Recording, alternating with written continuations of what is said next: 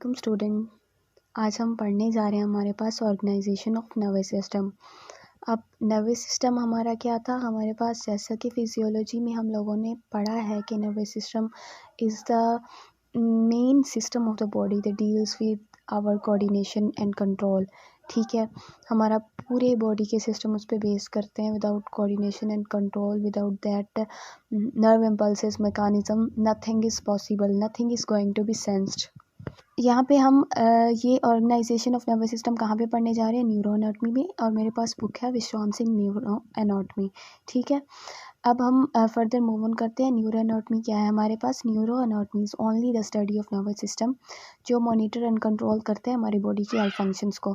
ठीक है, अब neuro anatomy basically anatomical study है हमारे नर्वस सिस्टम की। ठीक है, एज वी नो के नर्वस सिस्टम बहुत कम्प्लेक्स है, वाइडली इन्वेस्टिगेटेड है और लीस्ट अंडरस्टूड है, दैट वी नो बिफोर। अब हम मूव करते हैं फंक्शन ऑफ नर्वस सिस्टम की तरफ। नर्वस सिस्टम मेनली हमारे पास 4 रिलेटेड फंक्शन परफॉर्म करता है। एक तो हो गया हमारे पास प्रोवाइड करना इंफॉर्मेशन इंटरनल और एक्सटर्नल इन्वायरमेंट की। नेक्स्ट हो गया integration of that sensory information, as we know कि हमारी इंफॉर्मेशन जाके इंटीग्रेट करती है इंटरन्यूरॉन्स में। इसके बाद प्रोसेसिंग वगैरह होती है और उसका आउटपुट रिस्पॉन्स आता है। नेक्स्ट उन्होंने बताया हुआ कि कोऑर्डिनेशन एंड कंट्रोल है वॉलंटरी और इनवॉलंटरी एक्टिविटीज़ की। Either that activities are in our control and not control. वो उन सारों का जो मैकेनिज्म है वो सारी उन पे जो एक आय रखी होती है वो ब्रेन ने रखी होती है। ठीक है, आगे आती है assimilation of experiences, memory, learning, intelligence, whatever, everything is under control of brain. हमारे इमोशंस भी ब्रेन के ही अंडर कंट्रोल है, जो कहा जाता है कि दिल के अंडर कंट्रोल है। So let's move on. अब हम बात करते हैं हमारे पास डिवीजन ऑफ नर्वस सिस्टम की। नर्वस सिस्टम की हमारे पास 2 टाइप ऑफ डिवीजन है। एक तो हमारे पास एनाटॉमिकल डिवीजन हो गई, दूसरी हमारे पास आगे आएंगी जो कि फंक्शनल डिवीजन होंगी। अब एनाटॉमिकली जो है ना नर्वस सिस्टम हमारा 2 पार्ट्स में डिवाइड है। एक तो हमारे पास सेंट्रल नर्वस सिस्टम हो गया और दूसरा पेरिफेरल नर्वस सिस्टम। ठीक है, सेंट्रल नर्वस सिस्टम जो है ना मेनली कंसिस्ट ऑफ होता है like brain and spinal cord पे। ठीक है, ये इसके मेनली कंसर्न फंक्शंस आ गए हमारे पास, इंटीग्रेशन, प्रोसेसिंग, कोऑर्डिनेशन वगैरह। ये सेंसेट करता है सेंसरी डाटा को और इसके बाद जो है ना मोटर रिस्पॉन्स देता है एक्शंस के लिए। और इसके अलावा इंटेलिजेंस, मेमोरी, लर्निंग भी हमारे सेंट्रल नर्वस सिस्टम में आता है।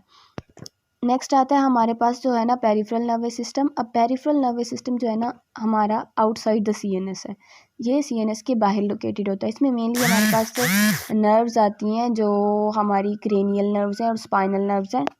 पेरिफेरल जो है ना मेनली ये भी करते हैं कि सेंसरी इन्फॉर्मेशन को सीएनएस की तरफ लेके जाता है और उसकी मोटर कमांड जो है ना पेरिफेरल एरियाज में देता है। अब फंक्शनल डिवीजन में एफरेंट और इफरेंट डिवीजन आ जाती है। एफरेंट मेनली याद रखना है कि ये सेंसरी डिवीजन है और ये सेंसरी इन्फॉर्मेशन लेके जाएगी हमारे सीएनएस के पास। और जो इफरेंट है वो मोटर डिवीजन है। ये हमारे पास जो मोटर रिस्पॉन्स होगा ना, मोटर इन्फॉर्मेशन जो होगी वो मसल्स एंड ग्लैंड्स की तरफ ले जाएगी कि they have to do that action, और ये उनको ऑर्डर किया गया ब्रेन की तरफ से। अब इफरेंट डिवीजन फर्दर हमारे पास सोमैटिक और विसरल कंपोनेंट में डिवाइड है। विसरल को ऑटोनॉमिक भी कहते हैं। और जो सोमैटिक नर्वस सिस्टम है ना उसका जो है ना हमारे स्केलेटल मसल पर वॉलंटरी कंट्रोल है। और जो ऑटोनॉमिक नर्वस सिस्टम है वो इनवॉलंटरी स्ट्रक्चर के साथ डील करते हैं, लाइक हार्ट हो गई, स्मूथ मसल्स एंड ग्लैंड्स वगैरह। देन नेक्स्ट है हमारे पास cellular organisation of nervous system.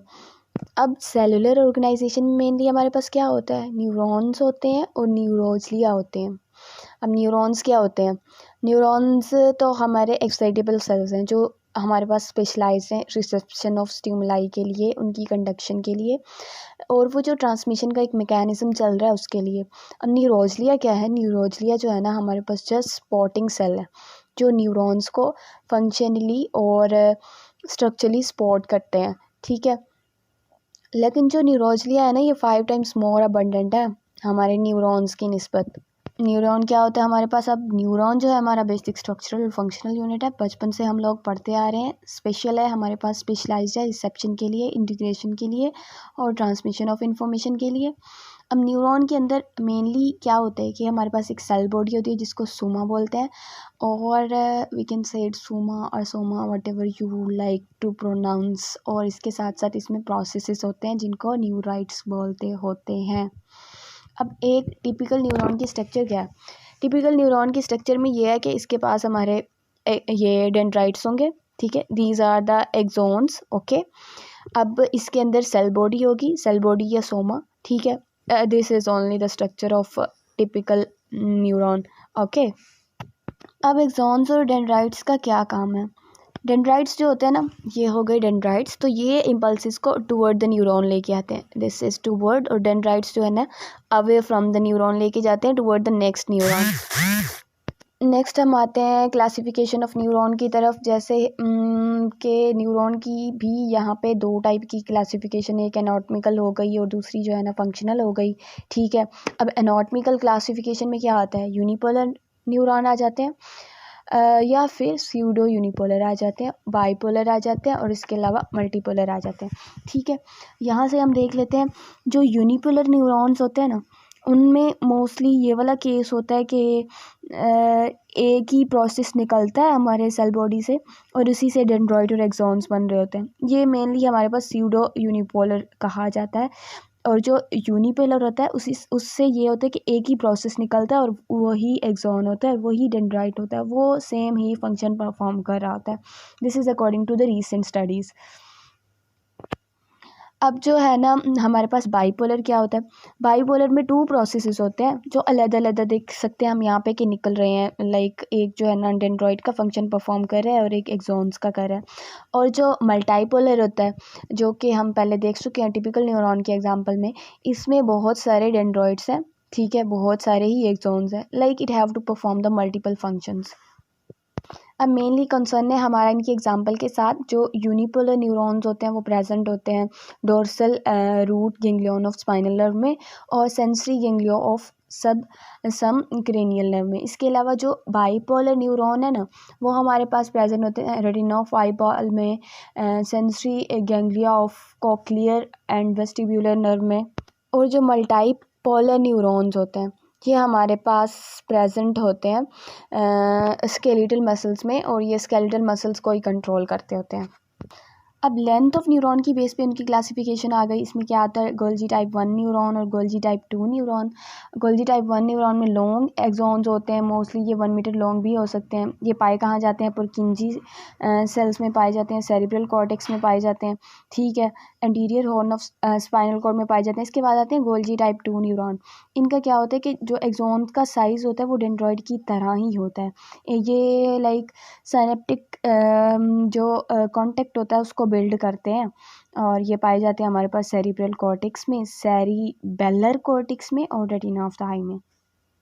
अब नेक्स्ट हम मूव ऑन करते हैं सेंसरी क्लासिफिकेशन की तरफ, फंक्शनल क्लासिफिकेशन की तरफ। फंक्शनल हमारे पास वही दो ही है, एक जो हो गई हमारे पास सेंसरी, एक हो गई मोटर। अब सेंसरी में क्या था कि जो उसको लाइक स्टिमुलाई आया, उसको रिसीव किया और ब्रेन की तरफ मैसेज उन्होंने लेके जाना है, ठीक है। इसमें जो टाइप्स सब टाइप्स आ जाती हैं वो प्राइमरी सेंसरी, सेकेंडरी सेंसरी और टर्शरी सेंसरी आ जाती हैं। प्राइमरी सेंसरी का मेन ये याद रखना है कि वो आउटसाइड द CNS लाई करती हैं, ठीक है।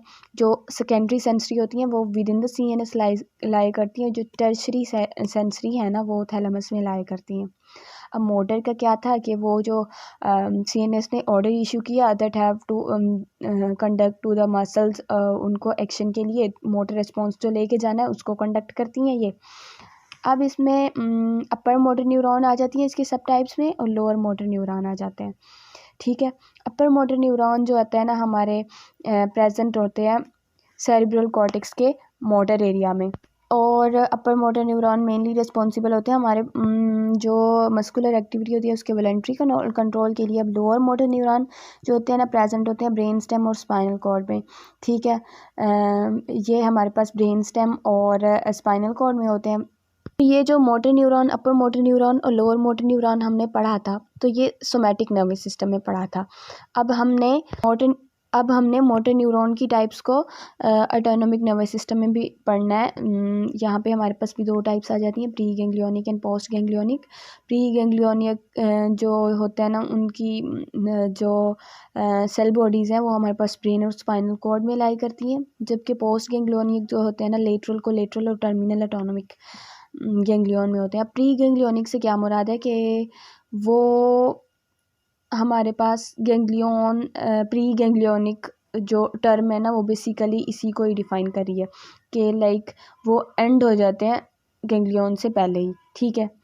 और पोस्ट गैंग्लियोनिक जो होते हैं ना, वो गैंग्लियन के बाद एंड होते हैं। नेक्स्ट जो इसकी प्रॉपर वो है ना, वो मैं आपको देख के नेक्स्ट लेक्चर में बताऊंगी। Thank you so much.